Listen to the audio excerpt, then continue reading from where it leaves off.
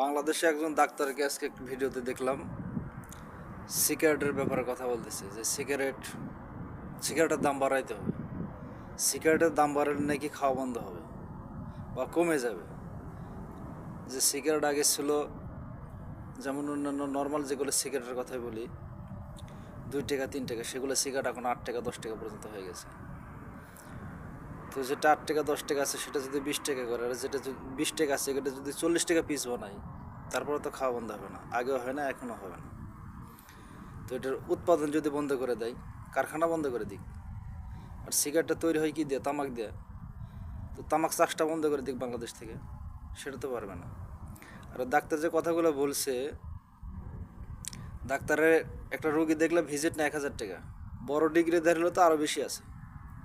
পরবর্তী ওই রোগী আবার যদি ওই ডাক্তারের কাছে যায়, ভিজিট হাফ। যদি 1,000 থাকে প্রথম অবস্থায়, দেখা যায় যে লাস্টের বারে সেকেন্ড টাইমে গেলে সেখানে 500 টাকা। ডাক্তাররা নাকি রোগী দেখার ভিজিটটা কমাইতে পারে না, 1,000 থেকে সেখানে 300 টাকা 200 টাকা করতে পারে না।